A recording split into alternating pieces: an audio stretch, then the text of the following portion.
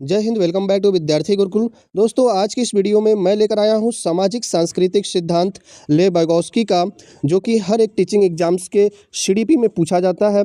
ZPD क्या होता है, एमकेओ, स्कैफोल्डिंग, इन सभी पर चर्चा करेंगे आज के इस वीडियो में। इस वीडियो को देखने के बाद इस टॉपिक से बनने वाला हर प्रश्न यहीं से फंसेगा। 3 से 4 नंबर आपके पक्के हो जाएंगे यदि आप इस पूरे वीडियो को देख लेते हैं और समझ लेते हैं। इससे पहले आपसे एक रिक्वेस्ट है, यदि आप चैनल पे पहली बार हैं तो चैनल को सब्सक्राइब कर लीजिए। ले वाइगोत्स्की का जन्म 17 नवंबर 1896 में हुआ था। यह रूस के निवासी थे। इन्होंने विकासात्मक एवं शैक्षिक मनोविज्ञान, संज्ञानात्मक विकास, भाषा और संस्कृत पर इन्होंने काम किया था। इनका जो प्रमुख योगदान रहा वो सामाजिक सांस्कृतिक सिद्धांत, जेडपीडी, एमकेओ और इसके फोल्डिंग के बारे में इन्होंने बताया कि एक बच्चा कैसे सीखता है, वो अपने बुद्धि का निर्माण कैसे करता है, समाज का, संस्कृत का कितनी भूमिका होती है एक बच्चे के बुद्धि के विकास में। इन सभी के बारे में इन्होंने, ले वाइगोत्स्की ने जो अध्ययन किया, उसके पश्चात सामाजिक सांस्कृतिक सिद्धांत को इन्होंने दिया, जिसमें जेडपीडी, एमकेओ, स्कैफोल्डिंग के बारे में इन्होंने प्रमुखता से इसका चर्चा किया है। इनकी जो प्रमुख पुस्तक है वो थॉट्स एंड लैंग्वेज है, जो कि एग्ज़ाम में पूछी जाती है, आपसे भी पूछी जा सकती है। आप याद रखेंगे कि थॉट एंड लैंग्वेज यह ले वाइगोत्स्की की पुस्तक है। यह रूसी निवासी थे। 17 नवंबर 1896 में इनका जन्म हुआ था। सामाजिक सांस्कृतिक सिद्धांत, जेडपीडी, एमकेओ और इसके फोल्डिंग के बारे में ले वाइगोत्स्की ने बताया था। वाइगोत्स्की का सामाजिक सांस्कृतिक संज्ञानात्मक विकास का सिद्धांत क्या है, तो देखते हैं कि ले वाइगोत्स्की एक रूसी मनोवैज्ञानिक और शिक्षक थे, जिन्होंने इस बारे में एक सिद्धांत विकसित किया कि हमारी सामाजिक अंतःक्रियाएं हमारे संज्ञानात्मक विकास को कैसे प्रभावित करती हैं। इसे ले वाइगोत्स्की का संज्ञानात्मक विकास का सामाजिक सांस्कृतिक सिद्धांत कहा जाता है। वाइगोत्स्की ने बताया कि जब कोई बालक या व्यक्ति समाज के साथ अंतःक्रिया करता है, तो इस अंतःक्रिया करने के पश्चात समाज से वह किस प्रकार से सीखता है, उसके बुद्धि का विकास कैसे होता है, भाषा और संस्कृत का क्या भूमिका होता है, इसके बारे में ले वाइगोत्स्की ने जो सिद्धांत दिया था वह संज्ञानात्मक विकास का सामाजिक सांस्कृतिक सिद्धांत कहा जाता है। वाइगोत्स्की का सिद्धांत क्या है? वाइगोत्स्की का सामाजिक विकास सिद्धांत यह दावा करता है कि बच्चे का संज्ञानात्मक विकास और सीखने की क्षमता उनके सामाजिक अंतःक्रियाओं द्वारा निर्देशित और प्रभावित हो सकती हैं। उनका सिद्धांत, जिसे वाइगोत्स्की का सामाजिक सांस्कृतिक सिद्धांत भी कहा जाता है, यह कहता है कि सीखना एक स्वतंत्र खोज यात्रा के बजाय एक महत्वपूर्ण सामाजिक प्रक्रिया है। वे इस बात को और स्पष्ट करते हुए कहते हैं कि बच्चे के सीखने को माता पिता या शिक्षक जैसे अधिक जानकार समुदाय के सदस्य मार्गदर्शन से बहुत लाभ होता है। अर्थात कि पियाजे ने कहा था कि बच्चा अपने ज्ञान का निर्माण खुद करता है। वह अपने पहले बुद्धि का विकास करता है, फिर उसके अनुसार वो समाज को समझता है। लेकिन वाइगोत्स्की मानते हैं कि नहीं, बच्चे की बुद्धि का विकास समाज से होता है। अर्थात बच्चा जो है पहले समाज के साथ अंतःक्रिया करता है और समाज में से वो जो कुछ अनुभव करता है, उसके पश्चात जो है उसके भाषा का विकास होता है, फिर उसके बुद्धि का विकास होता है। वाइगोत्स्की ने समाज को बच्चे के ज्ञान और बुद्धि का आधार माना है। वाइगोत्स्की के सामाजिक सांस्कृतिक सिद्धांत के कुछ मुख्य बिंदु हैं। इसे हम पॉइंट वाइज समझेंगे, एक एक करके जानेंगे, जिससे आपको इनके सिद्धांत के बारे में पूरी समझ हो जाएगी और यहाँ से बनने वाले हर एक क्वेश्चन को आप आसानी से कर पाएंगे। जैसे कि पहला है सामाजिक अंतःक्रिया। तो सामाजिक अंतःक्रिया या सोशल इंटरेक्शन क्या होता है? वाइगोत्स्की के अनुसार संज्ञानात्मक विकास सामाजिक अंतःक्रिया का परिणाम है। वाइगोत्स्की के अनुसार क्या है कि संज्ञानात्मक जो विकास है यह सामाजिक अंतःक्रिया का परिणाम है। बच्चे समाज और संस्कृति से बातचीत करके सीखते हैं, जैसे माता पिता, शिक्षक और सहपाठियों से। अर्थात कि बच्चों के अंदर जो अधिगम होता है, बच्चे के अंदर जो बुद्धि का विकास होता है, वह बच्चे समाज के साथ जब अंतःक्रिया करते हैं, उसमें उनके माता पिता, शिक्षक या सहपाठी या अन्य लोग कोई भी शामिल हो सकता है जो बच्चे से अधिक जानकार हो, उससे बच्चा जो है पहले बातचीत करता है, तालमेल मेल जोल करता है, उसके पश्चात बच्चा जो अनुभव करता है, उस अनुभव से बच्चे के संज्ञानात्मक विकास होता है, जिसे हम सामाजिक अंतःक्रिया का परिणाम कहते हैं। वाइगोत्स्की के अनुसार ज्ञान का निर्माण पहले सामाजिक स्तर पे होता है, अर्थात लोगों के बीच पहले ज्ञान का निर्माण होता है, फिर व्यक्तिगत स्तर पर बच्चे उसे स्वीकार करते हैं और अपने भीतर उस ज्ञान को संग्रह करते हैं। दूसरा जो पॉइंट है वह संस्कृत और भाषा है। सामाजिक सांस्कृतिक सिद्धांत में वाइगोत्स्की जो है भाषा को एक टूल्स के रूप में देखते हैं।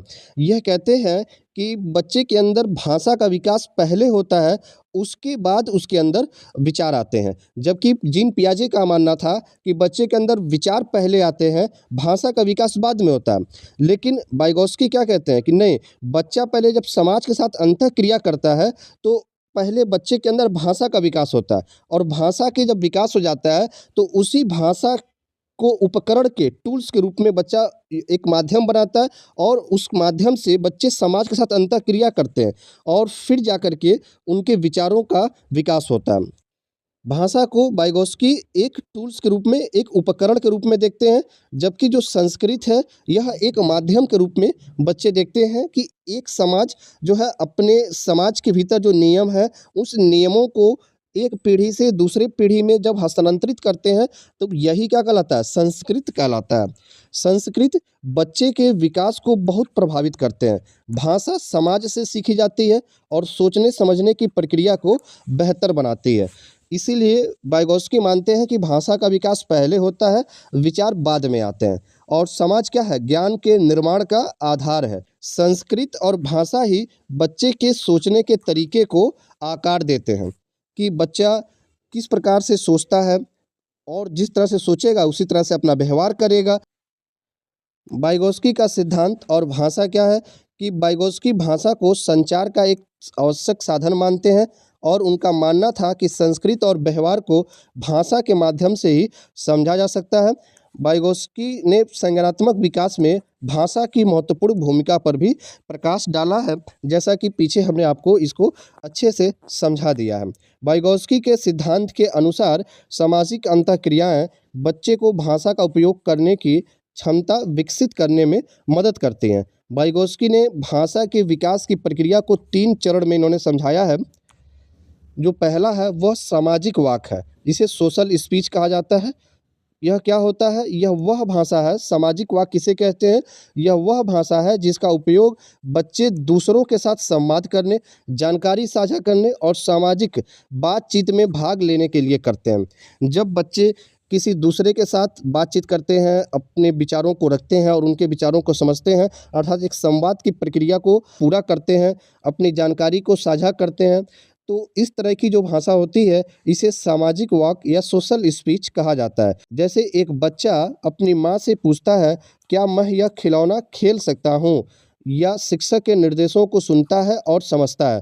तो इस तरह के जो उदाहरण हैं कि बच्चे जो है किसी से कुछ बात करते हैं, कुछ कथन बोलते हैं या उनकी बात को सुनते हैं, उसका जवाब देते हैं, तो इस तरह से जो आपसी संवाद होते हैं, बातचीत होते हैं, इसे सामाजिक वाक या सोशल स्पीच कहते हैं। दूसरा किस तरह की भाषा होती है बच्चों के अंदर, निजी वाक होता है, या इसे हम अहम केंद्रित या इको सेंट्रिज्म भी बोलते हैं।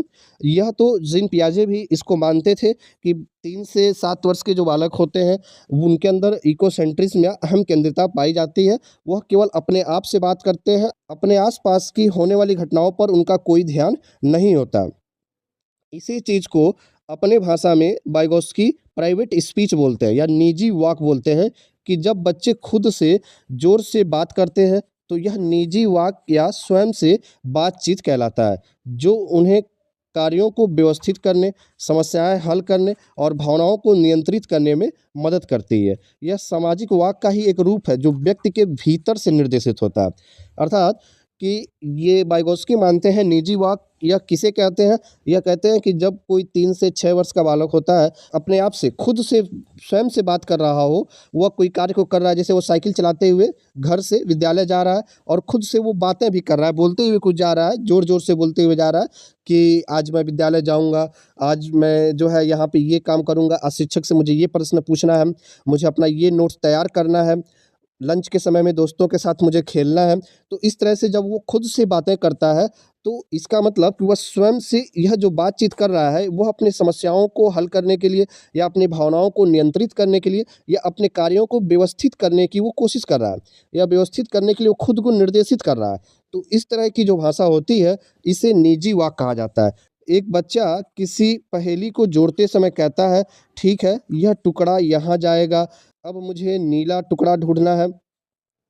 तो इस तरीके से वो जो खुद से बातें कर रहा है, वो एक काम को पहेली को सॉल्व कर रहा है और साथ में वो अपने आप को निर्देशित भी कर रहा है कि इस टुकड़े को यहाँ जोड़ना है, अब मुझे नीला टुकड़ा ढूँढना है, ये दूसरा टुकड़ा कहाँ पे है, उसको यहाँ फिट करना है, इसको यहाँ लगाना है। तो इस तरह से जो वो स्वयं से बातें कर रहा है, इसे हम बच्चे का निजी वाक् या प्राइवेट स्पीच कहते हैं। तो सीटेट में इस तरह का क्वेश्चन पूछा जाए कि एक व्यक्ति किसी कार्य को करते समय वो अपने आप को निर्देशित करने के लिए ज़ोर-ज़ोर से बोल रहा है, तो यह जो है खुद से स्वयं से बातें कर रहा है, यह क्या कहलाता है? यह निजी वाक् या प्राइवेट स्पीच कहलाता है। इसी चीज़ को जीन पियाजे एक दूसरी भाषा में अहम केंद्रिता बोलते हैं, इकोसेंट्रिज्म बोलते हैं, जो कि वह बताते हैं कि ये 3 से 7 वर्ष के बालकों में होता है। जीन पियाजे के संज्ञानात्मक विकास के सिद्धांत में इस चीज़ को हम लोग पढ़े थे। तीसरा जो वाइगोत्स्की बताते हैं, आंतरिक वाक् या इनर स्पीच बताते हैं। यह निजी वाक् का आंतरिक रूप होता है, जो मौन विचार या मानसिक बातचीत होता है। यह तब विकसित होता है जब बच्चे बड़े होते हैं, लगभग 7 साल या उससे अधिक के हो जाते हैं, तब यह भाषा माध्यम के सोचने का तरीका बन जाता है। जैसा कि यहाँ पे ये जो निजी वाक् आपने देखा था, ये कब होता है? तो ये 3 साल से लेकर के 7 वर्ष के जो बालक होते हैं, उनके अंदर ज़्यादा जो है देखने को मिलता है प्राइवेट स्पीच, निजी वाक्, कि वो अपने आप को निर्देशित करने के लिए, अपनी भावनाओं को नियंत्रित रखने के लिए खुद से ज़ोर-ज़ोर से बातें करते हैं। तो यह निजी वाक् कहलाता है। लेकिन जब यही बच्चे 7 साल या उससे अधिक की उम्र के हो जाते हैं, तो खुद को निर्देशित करने के लिए वह ज़ोर से नहीं बोलते हैं, बल्कि मौन विचार करते हैं या अपने मस्तिष्क में, मन में अपने विचारों को आकार देते हैं और सोचते हैं कि अब मुझे इस काम को पूरा करने के लिए क्या करना होगा, या किसी योजना के बारे में चुपचाप मस्तिष्क में जो योजना बनाते हैं, कोई समस्या आने पर ही मन जो सोचना होता है उनका, यही जो है आंतरिक वाक् या इनर स्पीच कहलाता है। इस तरह से वाइगोत्स्की ने 3 तरह के भाषा के चरण को बताया है। पहला इन्होंने सामाजिक वाक् बताया, जब समाज के साथ खुल कर के कोई व्यक्ति बातचीत करता है, अंतःक्रिया करता है, अपने संवाद करता है, तब जाकर के यह सामाजिक वाक् कहलाता है। जब बच्चे खुद को निर्देशित करने के लिए स्वयं से ज़ोर से बातचीत करते हैं, तब जाकर के यह निजी वाक् होता है। यह 3 से 7 वर्ष के बालकों में ज़्यादातर देखने को मिलता है। और जब बच्चे 7 वर्ष या उससे अधिक हो जाते हैं, तब वो मन में योजना बनाना शुरू कर देते हैं। इस तरह की जो है, जो भाषा होती है, यह आंतरिक वाक् या यह इनर स्पीच कहलाता है। यह भी भाषा के माध्यम से सोचने का एक तरीका बन जाता है। सामाजिक प्रभाव और संज्ञानात्मक विकास किसे कहते हैं? वाइगोत्स्की का मानना था कि सीखना एक प्रक्रिया है, न कि स्वाभाविक या निष्क्रिय प्रक्रिया। उन्होंने कहा कि बच्चे स्वयं सीखने और खोज करने में लगे रहते हैं, लेकिन उनका विकास सामाजिक अंतःक्रिया के संदर्भ में होता है, न कि स्वतंत्र रूप से या एकांत में। वाइगोत्स्की मानते थे कि बच्चा किसी कार्य को तभी सीख सकता है जब वह किसी कार्य में लगा हुआ होगा। ज़रूरी नहीं है कि वह अकेले रहे और किसी कार्य को अकेले करे तभी सीखेगा, ऐसा नहीं होता है, बल्कि उसके साथ उससे अधिक जानकार लोगों का साथ उसे मिलना ज़रूरी है। तभी बच्चा उनके साथ सामाजिक अंतःक्रिया कर पाएगा और फिर बच्चे का जो है विकास संभव हो सकेगा। वाइगोत्स्की ने शिक्षक या अध्यापक द्वारा निर्देशित अधिगम के महत्व पर भी बल दिया। शिक्षक द्वारा बच्चे को सीखने में शामिल करने के लिए उपयोग की जाने वाली तकनीकें, जैसे कि स्वयं कार्य को उदाहरण के रूप में करके दिखाना या मौखिक निर्देश देना, वाइगोत्स्की के सिद्धांत में सहयोगात्मक संवाद कहलाता है। वाइगोत्स्की मानते हैं कि जिस तरह शिक्षक जब किसी कार्य को स्वयं करके बच्चों के सामने दिखाते हैं, तो बच्चा उसे अधिक सीखता है, और या फिर जब कोई शिक्षक मौखिक रूप से कोई निर्देश देता है कि किसी कार्य को कैसे करना है, तब बच्चा जब उसके अनुसार किसी कार्य को करते हैं, तब बच्चे का संज्ञानात्मक विकास होता है। वाइगोत्स्की इस सिद्धांत को सहयोगात्मक संवाद का सिद्धांत कहते हैं। संज्ञानात्मक विकास के सिद्धांत का जो प्रमुख आधार है, वो है समीपस्थ विकास का क्षेत्र, जिसे जोन ऑफ प्रॉक्सिमल डेवलपमेंट या जेडपीडी कहा जाता है। जेडपीडी से क्वेश्चन सीटेट में हमेशा पूछा जाता है, एक क्वेश्चन तो मिलता ही मिलता है इससे। यह क्या होता है, आइए समझते हैं। यह एक शिक्षार्थी की वर्तमान क्षमता होती है जो वह अकेले कर सकता है और अधिक जानकारी एमकेओ के मार्गदर्शन से वह जो कुछ सीख सकता है उसके बीच का अंतर होता है। जेडपीडी वह क्षेत्र है जहां सीखना सबसे प्रभावी होता है। बच्चा जो कुछ जानता है और जो नहीं जानता है उसके बीच का जो एक गैप होता है उसी को जेडपीडी या समीपस्थ विकास का क्षेत्र कहते हैं। उदाहरण से समझते हैं कि बच्चे को 4 पैर वाला कोई वस्तु दिया जाता है और कहा जाता है कि चारों पैरों को सीधा खड़ा करना है बच्चे को। अब बच्चा जो है किसी वस्तु के 4 पैर को सीधा खड़ा करना है, वो उसके 3 पैरों को बच्चा सीधा खड़ा कर देता है, जबकि जो चौथा पैर है वह उसे सीधा खड़ा नहीं कर पा रहा है। तो यही अब चौथा पैर जब तक वो सीधा खड़ा नहीं करेगा तब तक नवीन ज्ञान की तरफ वो नवीन तथ्य की तरफ वो बढ़ नहीं पाएगा, अर्थात कि नई जानकारी को वो नहीं सीख पाएगा। तो यही जो है बच्चे की जो कुछ जानता है और जो नहीं जानता उसके बीच का जो ये गैप है, इसी गैप को समीपस्थ विकास का क्षेत्र या ज़ोन ऑफ प्रॉक्सिमल डेवलपमेंट कहा जाएगा। अब इसके लिए ज़रूरी है कि बच्चा अपने से अधिक कोई जानकार जिसको एमकेओ कहेंगे, वो उससे क्या करेगा, मदद लेगा यहाँ पे और उसकी मदद लेकर के अर्थात उसका मार्गदर्शन लेकर के वो इस चौथे पैर को क्या कर देगा, खड़ा कर देगा। इस तरह से बच्चे का जो जेडपीडी है, ज़ोन ऑफ प्रॉक्सिमल डेवलपमेंट है, यह जो गैप है, यह गैप क्या हो जाएगा, फुलफ़िल हो जाएगा। और इस तरह बच्चा का जैसे ही जेडपीडी जो है कंप्लीट होगा, फुलफ़िल हो जाएगा इसका, उसी तरह बच्चे नवीन ज्ञान की तरफ क्या हो जाएगा, वो अग्रसर हो जाएगा। तो इस तरह से ये जो जेडपीडी होता है, वे नवीन तथ्य को, नवीन जानकारी को सीखने के लिए प्रेरित भी करता है। अर्थात बच्चा जो कुछ जानता है या जो नहीं जानता है उसके बीच का जो एक गैप है, यही क्या है, जेडपीडी या समीपस्थ विकास का क्षेत्र कहलाता है। अर्थात बच्चा जब किसी कार्य को करता है तो उस कार्य के कुछ हिस्से को अब वह अकेले स्वयं कर लेता है, लेकिन कुछ हिस्सा ऐसा होता है जिसको वो अकेले नहीं कर सकता। यहाँ पर उसे किसी की मदद की ज़रूरत होती है, मार्गदर्शन की ज़रूरत होती है। तो बच्चा अपने से अधिक किसी जानकार, जिसको एमकेओ बोलेंगे, वह शिक्षक हो सकते हैं, बच्चे के माता-पिता हो सकते हैं या समाज का, समुदाय का कोई भी सदस्य हो सकता है जो बच्चे से अधिक जानकार हो। वह उससे बच्चा क्या करता है, मदद लेता है और उसका मार्गदर्शन मिलते ही बच्चे उस गैप को क्या कर लेते हैं, पूरा कर लेते हैं। उस रुके हुए काम को बच्चा हल कर लेता है, उस समस्या का समाधान हो जाता है बच्चे का। इसके बाद बच्चा नवीन ज्ञान की तरफ बढ़ जाता है। तो यही जो गैप है जहाँ पे बच्चा अटका हुआ था किसी कार्य को करने के लिए, पूरा करने के लिए, यही समीपस्थ विकास का क्षेत्र या जेडपीडी कहलाता है। और जिसके द्वारा उसका मार्गदर्शन किया गया, वही क्या कहलाते हैं, एमकेओ या मोर नॉलेज अदर कहलाते हैं। आइए और डिटेल से समझते हैं कि अधिक जानकार या मोर नॉलेज अदर या एमकेओ क्या होता है। तो बच्चों के अधिगम को अधिक जानकार व्यक्ति एमकेओ के साथ उनकी बातचीत के माध्यम से निर्देशित करने पर जोर देता है। अर्थात बच्चे को जब किसी समस्या को सॉल्व करने के लिए जहाँ पे मदद की ज़रूरत होती है, बच्चा अपने से अधिक किसी जानकार से मदद लेता है, तो वह जो अधिक जानकार होते हैं उसी को हम क्या बोलते हैं, एमकेओ बोलते हैं। अधिक जानकार व्यक्ति कोई भी हो सकता है जिसे उस कार्य की या अवधारणा की बेहतर समझ हो, जिससे बच्चा पूरा करने या सीखने का प्रयास कर रहा है। आमतौर पे यह माता-पिता, देखभालकर्ता या शिक्षक ही होते हैं, लेकिन यह कोई भी सहपाठी या मार्गदर्शक या समुदाय का कोई सदस्य हो सकता है जो बच्चे की मदद कर सकता है। उसके उस जो जेडपीडी है जहाँ पे बच्चा जो को समस्या हो रही है कार्य को पूरा करने के लिए, उसको मदद करने के लिए जो भी आगे आएगा, जो भी उससे अधिक जानकार वाला व्यक्ति उसकी मदद करेगा, जिसकी मार्गदर्शन से वह उस कार्य को पूरा कर लेगा, वही क्या कहलाएगा, एमकेओ कहलाएगा। इसी में एक क्वेश्चन और पूछा जाता है कि स्कैफोल्डिंग क्या होता है। स्कैफोल्डिंग या इसी को मचान भी बोला जाता है या इसी को ढांचा भी बोला जाता है। अब मचान या ढांचा क्यों बोला जाता है इसको?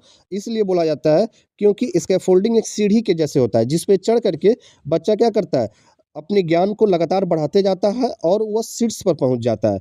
यह जेडपीडी में उपयोग की जाने वाली एक विधि होती है स्कैफोल्डिंग, जहाँ एक अधिक जानकार व्यक्ति जैसे कि शिक्षक या माता-पिता हो सकते हैं, जो बच्चे के कार्य को पूरा करने में मदद करते हैं और जैसे-जैसे बच्चा सीखता है, सहायता लेना कम करते जाता है। कार्य को छोटे-छोटे हिस्सों में तोड़ना और ज़रूरत के अनुसार मदद देना ही स्कैफोल्डिंग का उदाहरण होता है।